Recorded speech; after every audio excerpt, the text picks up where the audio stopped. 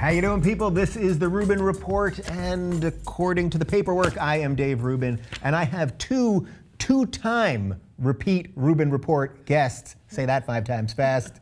Vanessa Barnett, Lissette Padilla with me, and in case you haven't noticed, there has been a lot of news in the news lately. It has just been an endless news avalanche, mostly horrible stuff, but we're going to get to some fun stuff too. But let's start with Ferguson, Missouri, which of course you guys all know about at this point. We haven't covered it on the show yet, so I wanted to just sort of do a general overview of what's been going on. Of course, 18-year-old Mike Brown was shot by police officer Darren Wilson about 10 days ago. Looks like 6 gunshots facing the officer, so he was not running away, actually facing the officer. We've just got a little breakdown of the timeline, so let's take a look at that. Okay, so on August 9th, Michael Brown, 18, robbed a convenience store and was shot to death by a police officer, Darren Wilson. He was unarmed but reportedly reached for the officer's gun. That seems to be up for debate at the moment. On August 10th, a candlelight vigil was held to honor Brown, which turned violent. More than a dozen businesses were vandalized and looted. More than 30 people were arrested, and 2 police officers suffered injuries. Tensions rose between protesters and police every night. And a little bit more for you. On August 16th, a state of emergency was issued for the Ferguson area, and a curfew was imposed from midnight to 5 a.m. The curfew was lifted after it failed to thwart any violence on August 18th.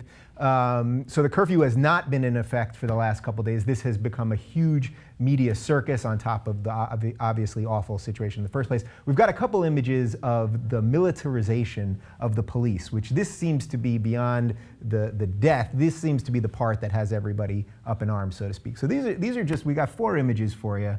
I mean, this really looks like, and you guys can chime in, of course, this looks more like a military than a police, doesn't it? Absolutely, and I think this this photo and subsequent photos kind of spoke to why people thought that tensions were growing, because a large number of the protests, like 90% of the protests, were very peaceful. Yeah. But then some of these peaceful people were met with guns in their face, and then that kind of just, it's a snowball effect. And so you shouldn't. This to me is the iconic one. A guy on what appears to be a tank, basically. With the McDonald's in the background. With the McDonald's in the background. That McDonald's actually got into the whole story because that's where the reporters got arrested immediately. But I mean, literally with a sniper rifle aiming at people. You have a lot of weapons that are also going from military operations that are being passed over to police departments because of budget cuts. So you are seeing sort of an increased militarization of police officers because of the nature of the weapons that are available to them. Yeah, okay, so I want to get to the militarization stuff after, but let's just start with what actually happened. And from everything I've been watching, I find it very hard to ascertain what the actual truth is. I don't know that we're ever going to get to the truth. You know, now they're saying that the officer had a broken eye socket because Mike might have punched him.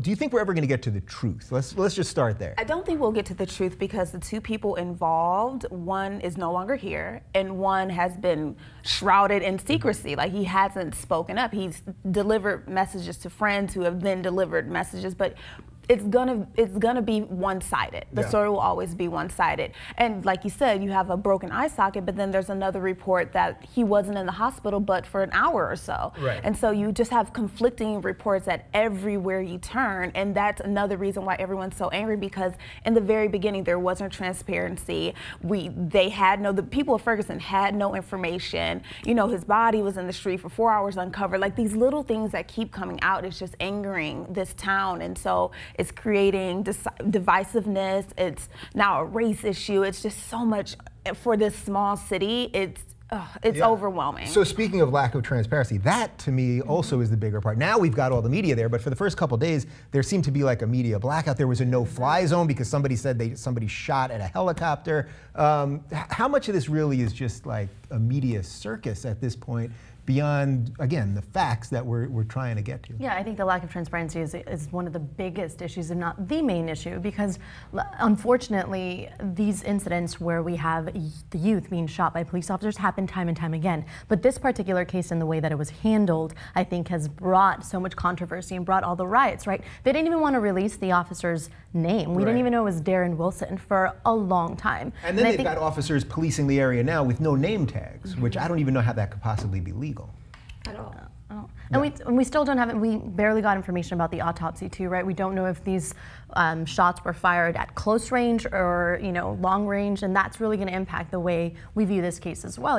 If we find out that these shots were fired at long range, then there's really no case for this struggle that happened supposedly between Darren Wilson and Mike Brown, right? But we still don't have that information, and I think that's the issue, that we're getting a lag in all the information, and so much of it is being hidden. Yeah.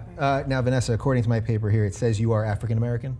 Yes. Is that correct? Yes. That okay. is So then, obviously, you represent all African American people, because that's what they do on television. That's what I put on my shoulders. Yes. It's a heavy burden there.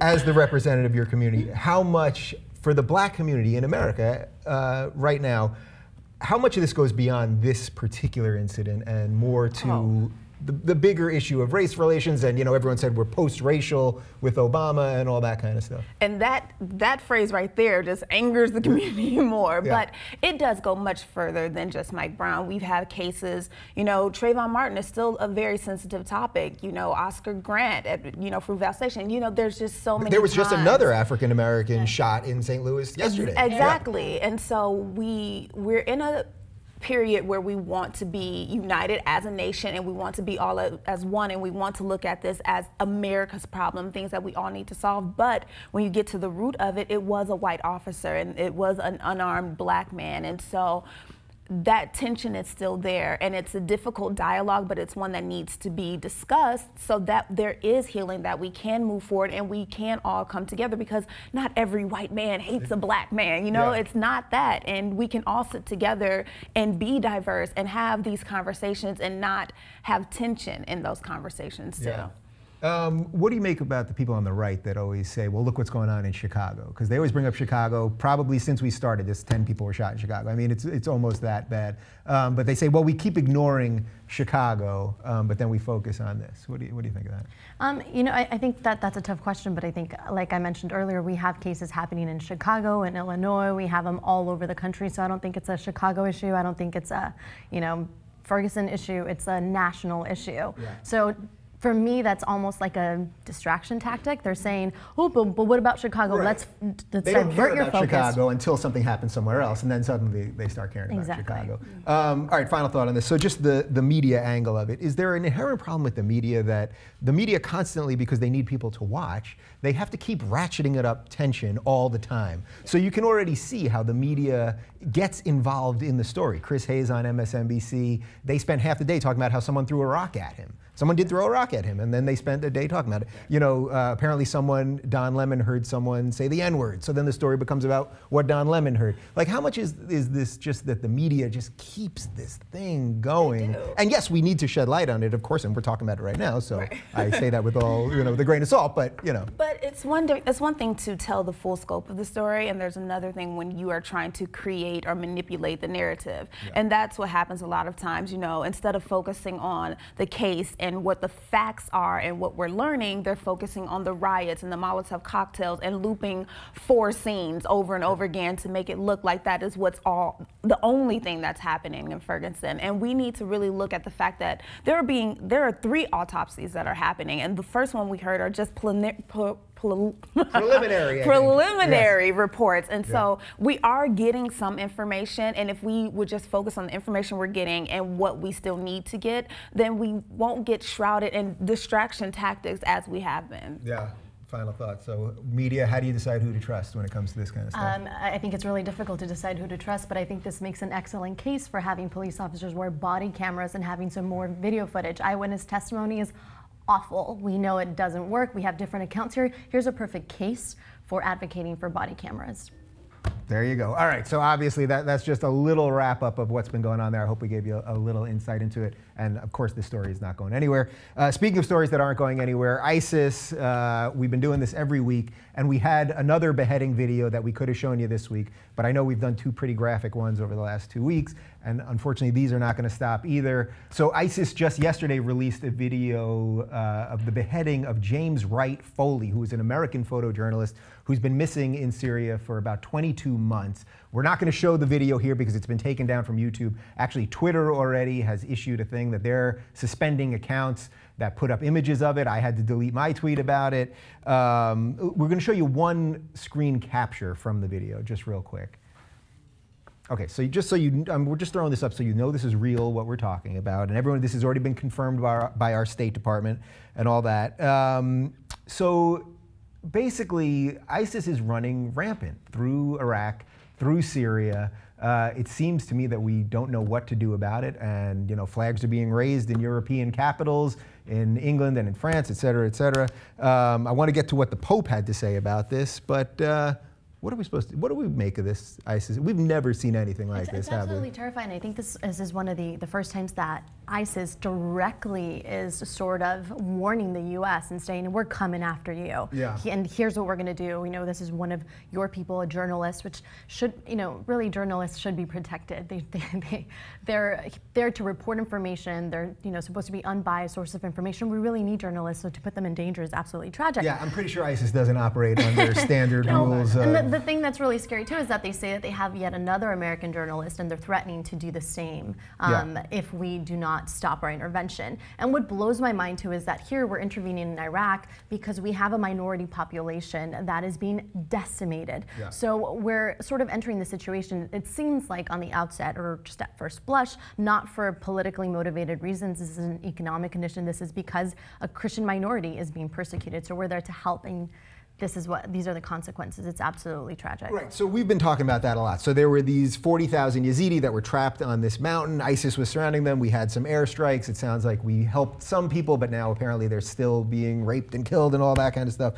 What are we supposed to do here? Because it seems to me we created the problem with the first war that we shouldn't have gone into. Right. Then Obama got everybody out. Not that we should have stayed, but maybe we left so quickly that there was a power it's just a big freaking mess. But what do we do now? Well, I hate to trivialize it, but we're damned if we do and we're damned if we don't. Yeah. And the more we try to help, the worse it gets. And I know we're going to talk about the cool Pope who says, maybe force is needed now. And for so long, it's, we've stuck to our guns and we do not negotiate with terrorists and we don't do this. Even though we kind of do. We kind of do, exactly. Yeah. But what we're doing, it's not working and we're losing our people. And that shouldn't be what we're faced with when we're trying to intervene and help a situation. So I think that force is needed at this point, and it needs to be in a different capacity than what we've been trying to do. Yeah. All right. So before we get to the Pope, for all the people that say, we shouldn't go back in and we shouldn't do anything, what would you say to them? Because it sounds like both of you are kind of, at least for airstrikes or something. And I know the YouTube commenters always go, well, America just screws everything up either way. What would you say to them? We have to get our people. We can't leave them there. We can't have another beheading. We can't just, you're going to pull out now and whatever happens to the rest of our people that are there and the rest of the people that are being hurt, we don't care anymore. Logically, that doesn't make sense. Yeah. I think we get into very sort of complex moral territory here. There are many philosophical implications. Vanessa, you mentioned we have to get our people, but do we not have a responsibility as one of the largest superpowers in the world to also protect innocent people and children? These children are being murdered, they're being starved to death, Right, so I know everyone on YouTube, I know half of YouTube would yell at you and say, well, you're an interventionist and let everybody else do it, and why doesn't the UN do it? But I think it's been proven that pretty much unless the US does something, nobody does anything, unfortunately, which is why we're damned if we do. Yeah, and there are some reports that say that the US airstrikes were critical in taking back the Mosul Dam and having the Kurdish people take control of it. If ISIS would have taken control, they could have potentially starved the entire population, a huge portion of the population, or they could have used it to essentially, flood a bunch of cities. They could have done so much damage, and so I think there we saw sort of a situation where we absolutely had to intervene. Yeah. But it's a really tough question. Do I want my soldiers, my people, my resources, our country's money to be devoted here? No, absolutely not. I'd rather this situation not be here. But I think in some ways we have to consider the possibility that we are partially responsible for the situation in the first place, and we should act accordingly. Yeah, I think we're all pretty much on the same page there. And then the Pope chimed in, and we've got the quote. The Pope said, in these cases where there is an unjust aggression by ISIS, I can only say that it is licit to stop the unjust aggressor. I underscore the verb stop. I'm not saying bomb or make war, just stop. And that means that can be used to stop them must be evaluated. So obviously the Pope doesn't want to come out and be like, bomb these motherfuckers. That's not how popes operate. But he pretty much is calling for military action there, right? Like that's pretty much, he can't say it outright, but I think he's pretty much saying, you know, prayer doesn't work really. Like, isn't that? Well, is that, don't put that on the no, post. was that a bridge too far? It was a step too far. Because they do the prayer thing all the time, and they had the prayer thing for Gaza and Israel a month ago. But when it really comes down to it, we can all sit and pray that the Yazidis are not going to be slaughtered or that they're going to release this other journalist that they have. But that probably won't do anything, but feel free to take the other counterpoint.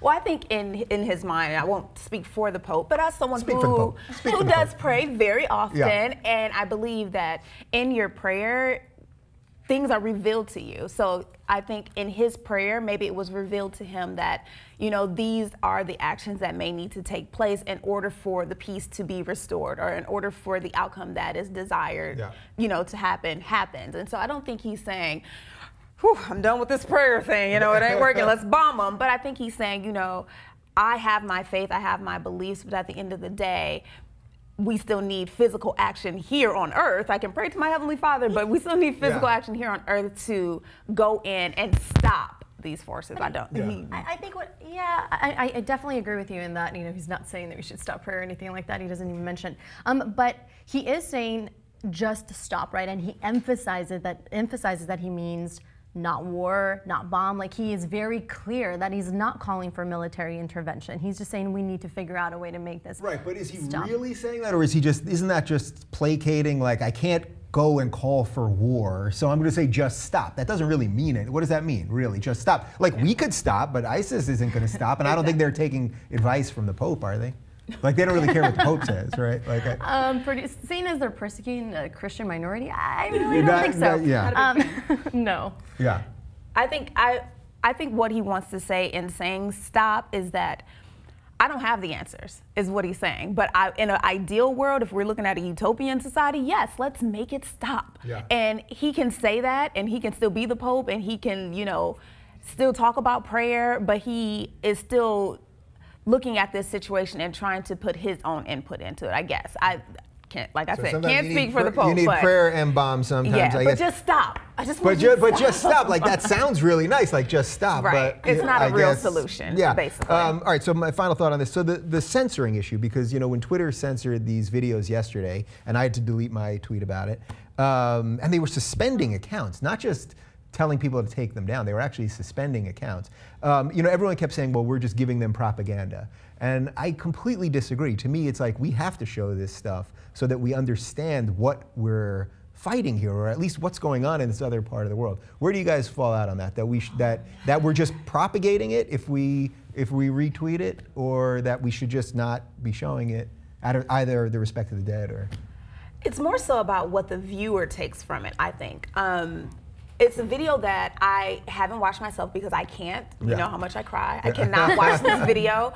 But I think the video needs to be talked about, and it needs to be spread, and people need to know this is what is happening. Yeah. And like nowadays, if you don't take a picture with Beyonce and put it on Instagram, no one believes you saw Beyonce. So if you don't see this video, some people will not believe that this is actually what we're facing. And so it's a bit of a hypocrisy for Twitter to suspend these accounts and be enraged when people can say whatever they want and threaten your life, and they can still have an account. Right. And so it's a little bit of a gray area, but don't spread the video so you can hashtag it and get followers. Like, that's demeaning. But this is information, and you are a news source, so yes, it needs to be a discussion. So I tend to agree with you, Vanessa. So I think we need to have access to this information. It needs to be available to us, and perhaps it's our responsibility to educate the public and people who have access to this information, so that it's not made a mockery of, and so that we understand it. Unfortunately, you know, as you mentioned, Dave,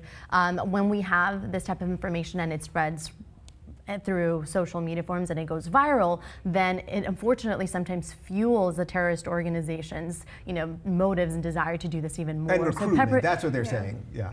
So it can potentially perpetuate the situation, but I would say we should err on the side of having more information versus having information taken away from us and being blinded to what's happening. We can't act if we don't know what's happening. Exactly. We can't support it. That is a perfect ending to a segment. All right, let's move on. Did you know that the Republicans don't like President Obama, and that President Obama doesn't really like the Republicans? Yeah, I guess you probably knew that. That's not news. But the New York Times had an interesting piece that came out yesterday about how the Democrats actually, the congressional Democrats especially, are actually frustrated with President Obama as well. The article was titled, "Obama is seen as frustrating by his own party," and we're going to get to a quote from it, but a lot of it had to do with the conversation that Harry Reid, who's a Democrat obviously, was having with Mitch McConnell, a Republican, about Iraq. And Harry Reid went to the president and sort of wanted help, and basically Obama just brushed him aside and said, "You deal with it, Harry." And the article basically goes to how Obama kind of seems distant even with his own allies in his own party. So let's look at a quote from the article. "In one sense, Mr. Obama's response was a reminder of what made him such an appealing figure in the first place, his almost innate aversion to the partisan squabbles that have left Americans so jaded and disgruntled with their political system. But nearly 6 years into his term, with his popularity at the lowest of his presidency, Mr. Obama appears remarkably distant from his own party on Capitol Hill, with his long neglect of would-be allies catching up to him." And it goes on. "In interviews, nearly 24 Democratic lawmakers and senior congressional aides suggested that Mr. Obama's approach has left him with few loyalists to effectively manage the issues erupting abroad and at home, and could imperil his efforts to leave a legacy in his final stretch in office." So I think there's a lot of interesting stuff here. You know, he was getting a lot of shit this week because he's been on vacation all week while all this obvious ISIS stuff is happening. And Ferguson, he did go back to DC to issue a statement. You know, people are always attacking presidents for taking vacations. I mean, they got to be human too, but this one does seem particularly odd to me at least. So what should we make of the Democrats? Is this just like lame duck guy? You're 6 years in, 6.5 years in, we know you're almost out, and I kind of think he's kind of over it, and yeah. Yeah, maybe he's also a little overwhelmed. So there's been a lot going on. It's over it and overwhelmed. Okay, yeah. Yeah, over it and overwhelmed, right? And so he's kind of saying, I really don't want to get involved in Capitol Hill politics. I'm kind of over it, like I'm dealing with guys in Iraq that, you know, my Obamas. I don't know what the guy is thinking, right? So he was reportedly quoted as saying, "You and Mitch work it out." So maybe he's kind of saying like, hey guys, I trust you, you're adults, start acting like it. Maybe he's the one that's frustrated with how ineffective Congress is. Well, I think he is, and I think that's what they're saying there. Like, he wants, I think, to me, it seems like he's a professor, and he wants the government to operate the way that it's supposed to by the books. You know what I mean? Like, Congress is supposed to work some stuff out and then get him legislation, and these things simply don't happen, which is why he has to take the executive actions and that kind of stuff. Yeah. But that doesn't make him a good politician. And I think that's where his fault has been. Like, just believing, well, Harry, you got to work it out with him because you guys are in Congress. Like, sometimes the president is supposed to be involved. I mean, that's what they said. Bill Clinton was a great president because he was involved in all of the legislative stuff. Well, first, I don't think he ever set out to be an ideal politician. I think, again, that was a part of his appeal. He didn't want to fit that mold that we've seen so many times before. And secondly, I know I've seen bosses a million times say, look, I hired you for the job. How about you do it? Yeah. And so you see my plate is overflowing with things that are going on. I feel like this is an issue that maybe if you start working on, maybe I can come around the back end and meet you. Like, I feel like he was just kind of giving them the power to resolve this issue. And as far as a vacation, he doesn't strike me as a man who goes on vacation and turns off his phone and is like, the world's gonna keep turning, I'm gonna go surfing. Like, I don't think that's what he does. I think he's still very in touch with his team. I think he's still very abreast of the issues. And I think he's still working even when he's away. And I feel like everything he does is strategic. Yes, I'm an Obama fan. I'm sure you're surprised. But I'm not just saying this because, you know, everything he does is right. There are things that he could do better, but I don't think he's just like, check the deuces, I'm almost out. I just don't think that's where his frame of mind is. Well, first off, I think Over It and Overwhelmed for the title for his book when he, when he's out, like, that's a great title. They always do something like really serious, but Over It and Overwhelmed. My time as the president. I think that's a great idea. Do you think he liked campaigning more? That's kind of also what I think about him. Again, I think he's a pretty decent guy, and I think he's doing the best he can. The Republicans suck, I get it, like the whole system's broken, but he really, really liked campaigning and getting out there with the people. I don't know that he really likes the minutia of it, so that's why, oh, Harry, you deal with it. Like, I get it, like, Harry, that's supposed to be your job, but I think if another person, Bill Clinton, for example, I think would be in there every day, like, trying to get things done. And again, the Republicans suck. I know I'm going to be attacked for that. They suck too.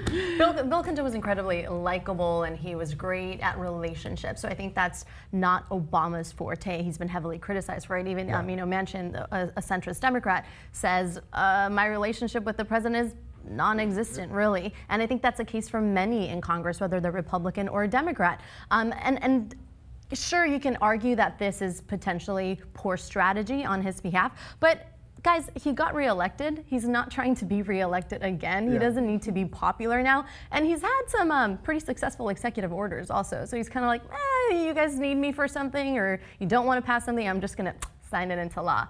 So maybe he's a little bit disengaged. We've done many stories on that, and we could do plenty more, because I'm not thrilled about that either.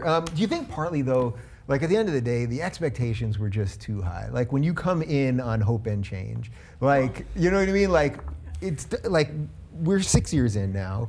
The hope and change, like, doesn't seem like it really worked. Like, we have Obamacare, we have universal health care, it's great. But a lot of the other stuff, like our standing in the world doesn't seem better, it actually seems worse. Like, was it just too much to have a guy come in with like an idea more than a policy? You know, I don't think hope so much failed. I think hope actually worked. It was like, we got hope. We got hope. We got hope. It's not in my notes here. Okay. I think a large part of the country actually had hope going in, no, and we believe that. Yeah. The hope worked. The change. Oh, okay. You know, I don't think as many of the changes as like. First of all, there's just too many people that want too many different things. So everyone's not going to get what they want. And that's me dumbing it way down. It's me being bottom of the barrel here. Everyone's not going to get exactly what they want. And the problem with that is they think they should. Like people in Ferguson are saying, Obama, come here and take care of it. When he lands, what do they think he's going to do? Right. It just doesn't work like that. And I don't think people understand what his presidency entails.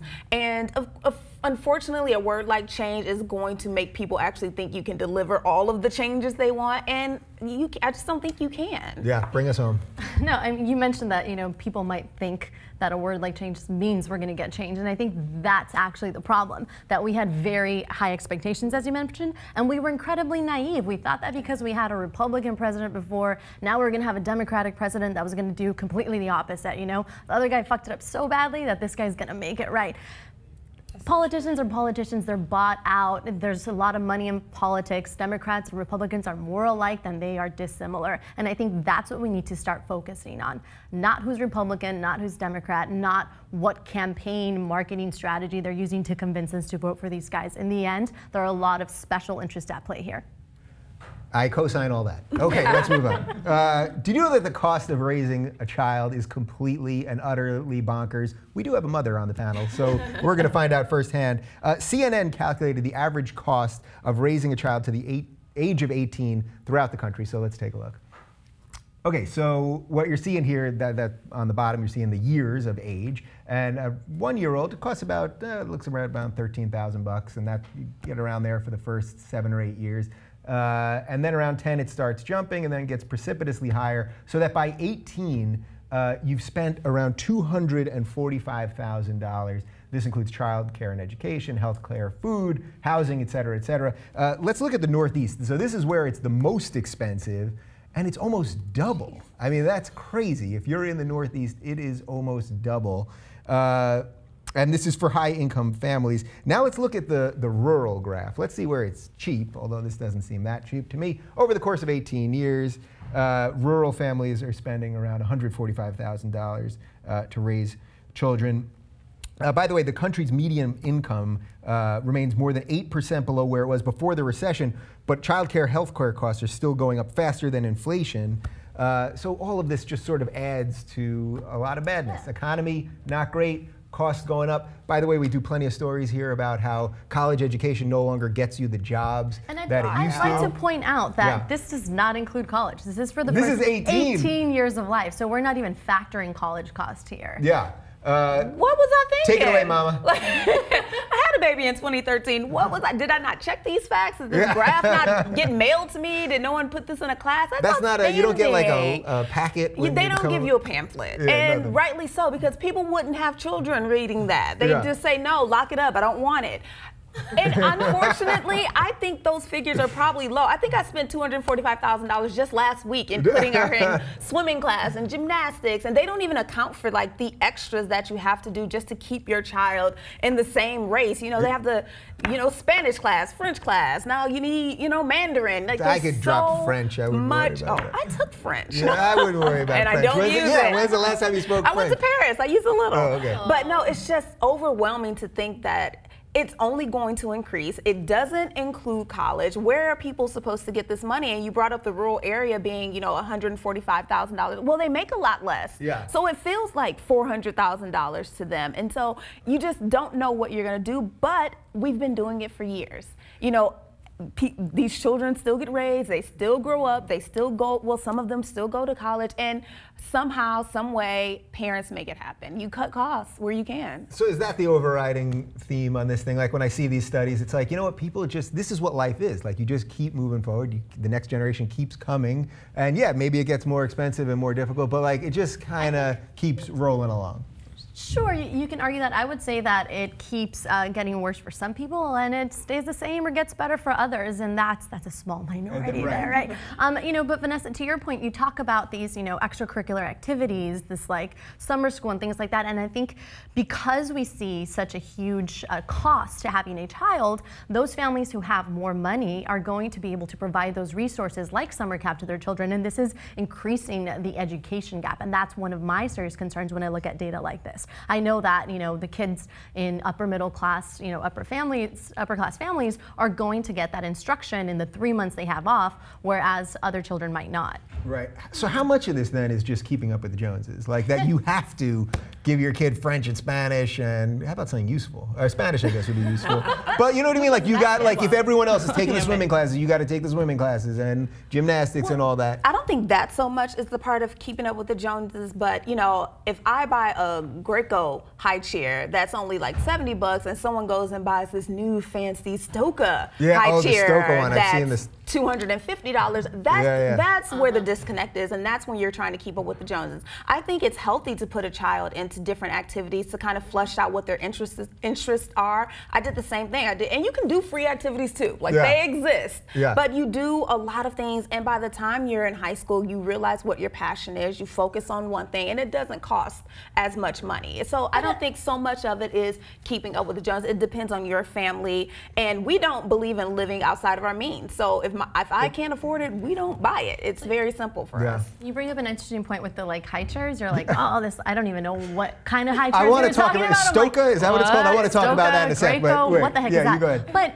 you know, I think a lot of times parents are placed in a position where they feel like they have to buy that other chair because it's safer, because that's the thing that the good parent would do. So it places an unburdened stress on these families that don't have the means to perhaps purchase that chair, but they're going to put it on their credit card because that's what a good parent does, and they don't want their kid to fall and have a concussion. But I will say so that fear has a lot to do with it. Fear has a lot to do with it, but one thing that doesn't cost any money is research. You can research what the differences are. You can research what tests were done. You can research to see if, in fact, one is safer than the other. If you have the education to understand how to think critically about the information available to you, and if you have the time, if you're not working 2 jobs, then yes, I would argue you can do that. If you have internet in your home, but if you don't have these resources available, you're at a disadvantage. Right. So it's such a huge double-edged sword because we don't fund education properly. Then these people feel like they have to send their kids to private schools. So then already they're now putting more money into that system. We're putting less money into the public education system.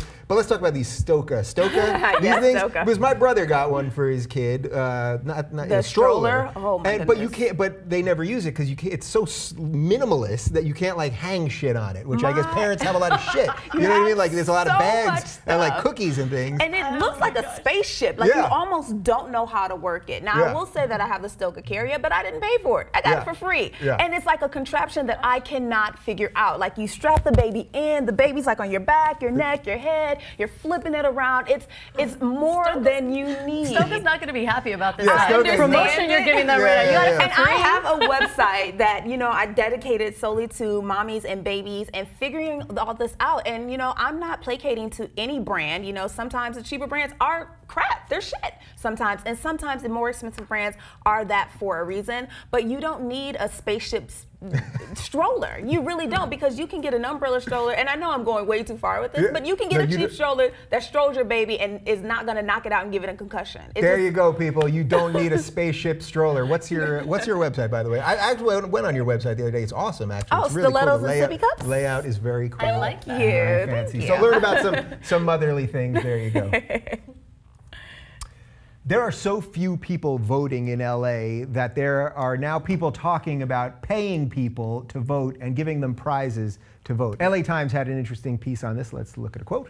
Maybe it's $25,000, maybe it's $50,000. That's where the pilot program comes in, to figure out what number and amount of prizes would actually get people to the voting box. That's Nathan Hochman, the Los Angeles Ethics Commission president.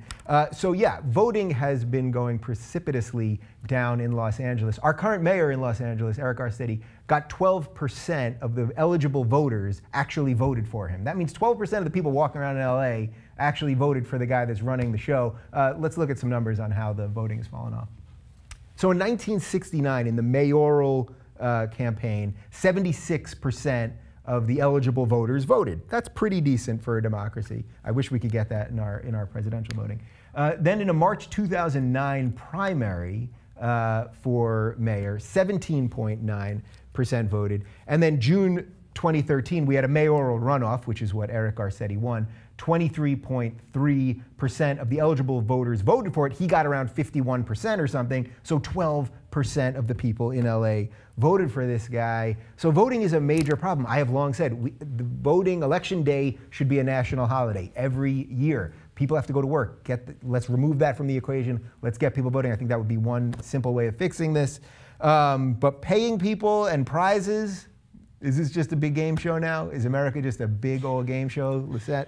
It's unfortunate that we need, a game show to incentivize us to vote, but it's somewhat understandable, Dave. I think that we're so disillusioned with the system that we don't think our vote matters. It kind of doesn't, right? We know that when we have corporations that can give unlimited donations to political candidates, our vote going to be pretty insignificant. Now, in terms of giving people money to vote, I find it absolutely ridiculous, but I think it's some out-of-the-box thinking, and it might get some people out to the voting polls. Now, who's going to go to the voting polls, right? That's a question that I would ask. If you're offering, say, $25,000, some people might think, oh, I could really use that money. I'm going to go and vote. Whereas others might think $25,000 is not going to make a difference. Right. Yet others who are educated on the statistics are going to do the math and be like, it's not really going to matter. Right. So it literally would be like lotto. They're not just handing out 25 grand to go vote. Exactly. So I think you would have a very specific portion of the population showing up to the polls, and that might actually influence the way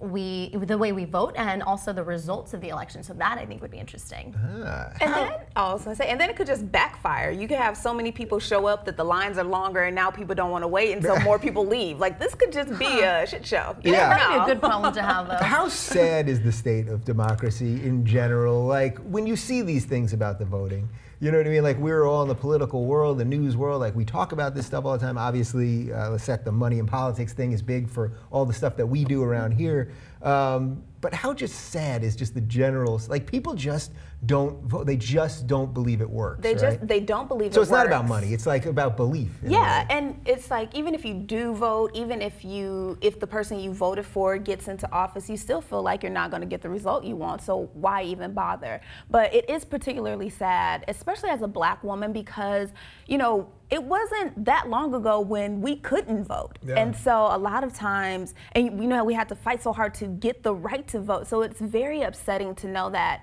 it's trivialized, and it's just that privilege is just like, I don't care anymore. People literally died for us to be able to vote, and to know that people aren't going to the polls because they don't feel like it, I can't even believe it. Yeah, how much of this is education, though? Because I feel like when there's a presidential election, we always get the uptick in numbers. So we get something like 60%, or I think Obama's first go-around, it was really good, like 70%. Don't quote me on that exactly. But then in the off years, it's ridiculous. I mean, we literally are getting like 20% and something like that. So this year, we're in an off year. 2014 is an off year, so we're going to be able to vote for Congress. And the turnout's going to be terrible, despite the fact that they have like a 7% approval rating. So this is really just about education, right? It's education, and it's almost the exposure. Like a lot of people that I know don't even realize it's voting day. Yeah. And so when it's the presidency, there's a commercial every 5 seconds. But a lot of times you don't get the information, which is the education. You don't understand who your options are. You don't understand all of the proposals that you're voting on. And people aren't taking the time to do the research and really read through all of the rigmarole because it comes down to the fact that they just don't think it matters. Yeah, so for the money, go ahead. No, go ahead. Well, the money in politics thing, do they just have a vested interest in not having people vote, and that's really what's going on here? I think they have a vested interest in not having certain people vote, and so they're trying to make sure that the people that are going to vote in their favor vote, and those who don't. And this is why when you mention education, I don't necessarily think it's all about education. I think the biggest contributing factor here is awareness, particularly through media, as you alluded to, Vanessa, right? So when we get commercials and propaganda, I think that's what really moves the needle. When we instill fear that if we don't vote for a particular candidate, that other candidate will leave us jobless and we'll lose our homes. Like this type of misinformation is, I think, what really pushes people to vote. So education definitely has a part in it, but when people are really educated, I would argue some say, forget the system, I'm not part of it. I'm leaving the US, or why vote if it doesn't matter? Well said. I'm pretty sure if you just gave out PS4s, people would start voting in massive record numbers. All right, we got one more for you. We haven't done anything on weed lately. Most of our stories have been good about weed. It's slowly getting legalized, especially medicinally. People are understanding that it's not going to kill you and in many ways can help you, especially if you're sick. But now, lip balm weed is the newest trend in weed, but don't take my word for it. Let's look at a Fox affiliate on the marijuana wax. It's a marijuana product that is catching on with teenagers, and Sarah's got the details on what to look out for. Okay, I had never heard of this. I'm stunned by this. I know, until very recently. It goes by the name wax, butter, and honeycomb on the streets, and it can pack a kick equal to 15 to 20 joints of marijuana. Let me show you what I'm talking about here. This is a picture of the product from our sister station, WAGA in Atlanta. Wax looks and feels like lip balm. It's made from the oils of marijuana plants and has a high level of THC. That's the chemical that produces a high. Police say while it is easy to make, the ingredients needed to make it are flammable, which could lead to burns or even cause a house to explode. I mean, Don't make it at home. Like local news, really. Like the way, the cadence that which they speak at all times, and it might blow up your, it's just terrible cable news. All right, but I do think the weed wax is kind of an interesting thing, so we've got some more info on it. Wax is also called BHO, which stands for butane hash oil or butane honey oil. The weed is placed into a long tube or pipe, which is then hit with a rush of highly flammable butane, more than 80% pure THC. That's the stuff that gets you high. It's going to get you higher, faster. It's rumored to be the most powerful form of marijuana on the market, and a wax can be extremely hallucinogenic. So that's good for the mushroom people. And one more video for you. This is someone smoking the wax.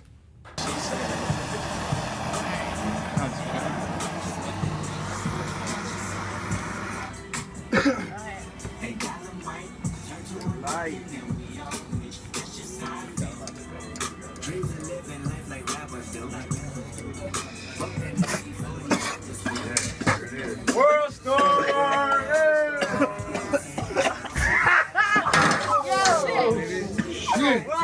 Nigga Roscoe dead. Oh my God! Somebody get him up. Get him up. That is Roscoe, rapper Roscoe Dash. Roscoe Dash. That is Roscoe Dash, one of my favorite rappers. Why would you want to be that high, I think, is the first question. I literally can take one puff of a joint now, and I'm good to go for 3 hours. And it's obviously for my severe back pain and glaucoma and all that stuff. But like, really, I'm good to go. Like, so I do think there's something nice about this wax stuff, which we'll get to. But why would anyone want to be? Am I just old now? Is that old? Because I guess I did that in college. You know, it comes down to efficiency. Yeah. We as a people have less time. We don't have time to roll 15 joints and smoke them all. So he's like getting stoned for a year right there. That's like a year's worth of stonage into one. Efficiency. I don't even smoke. I'm like in the minority. I don't smoke at all, but I get the thinking. I honestly get the understanding that you just want to get it done as quick as possible so you can get to the other things you have to do. Yeah, Lissette, you love the weed. Efficiency. No, I mean, we're talking about the efficiency. She gets the efficiency of weed. We're talking about 80% THC, right? That did not look fun. I don't know if you get. I mean, Roscoe didn't look like he was enjoying himself. He was coughing. He was on the floor. I mean, if you smoked a joint all by yourself and you're not that used to the THC, you end up feeling awful. You can get paranoia. You might end up falling asleep. You start hallucinating, right? When you have something this powerful, I'm afraid that people might actually start acting like they do when they're like on mushrooms or meth or something like that. Like, what can be the potential effects? I don't combine mushrooms and meth. Let's just keep those completely. Mushrooms and meth have nothing. Just in terms of the hallucination. Yeah, they both start with M, but that really. They're nothing alike, right? But when it's this powerful, you're really looking into a substance that's no longer really an herb. Like, I think the whole appeal of marijuana is that it's this natural thing that you find in the earth that's green and you smoke it and it's like happy and no chemicals. Here you're using butane, and a lot of times this butane can contaminate the wax and you're gonna be inhaling that shit. Like, it's awful for you. Like, let's keep it green. That's what it's all about. Let's keep it green. Wow, from the She's Never Smoked Weed, you're obviously on the Marijuana Council of America. Green. So I do think that's part of it, that when you smoke weed, there is this sense of like, this is something natural and whatever. And the fact that you need that butane, that amount of heat. I think that's the appeal. No one's sitting down and saying, you know, the THC levels in this are so high and you need this special torch. No, his boy was like, yo, I got the best shit on earth. You're gonna be high for days. Like, this shit is crazy. And he's like, yo, let me get it. Like, there's no education. There's not like a sit down, let's talk about this. Let's talk about the effects. He doesn't care. So even though you personally don't smoke weed, you're for the legalization of weed? Or I'm for staying No, I'm for staying out of people's business. Like, look, if you need it, especially for medicinal issues, then by all means, do what you have to do. I don't get in your business. Don't get in mine. You don't know what I do in my house. Maybe I do something else. I don't know what you're doing in your house with that. I'm just really for people being able to get the things that they need to make them feel better. And if that's it, then by all means. For me, this whole waxing is really just a dick measuring contest. People are like, oh, yeah, you can smoke 2 joints. I'm going to smoke all this wax. You know, oh my gosh. And they're really just trying to prove that they're like macho and like, hey, brother, look what I can do. It's kind of ridiculous to me. Yeah, so do the pro-weed people behind the wax thing, like, I get it's like a cool idea and whatever, like, I get that part, but are they actually harming the legalization effort? Because then people see those videos and then they're going to say, oh my gosh, you know, my neighbor's house burned down because of marijuana. Marijuana's burning down houses. That's the dialogue that we're going to start hearing. That's going to be the narrative, and that's incredibly harmful. I don't know. I think that there are better ways to smoke weed and get that THC. This form seems highly dangerous, I think. Why go there? I just feel misled. Like, I really thought it was going to be a lip balm. Yeah. Well, and so I feel like if it's really like a lip balm, like almost like an edible, if you just put it on and you're like high and it's not, you're not falling over like Roscoe. That's sort of where I thought it was going more marketable. Absolutely. They're missing the big picture here. They buried the lead. Like, it's pointless. For someone that doesn't smoke weed, you've got a lot of good ideas on how people should ingest weed. On that note, I want to thank Vanessa and Lissette. Their Twitters are right down below. And puff, puff, pass, people. You don't need that hard shit. All right, we'll see you next week.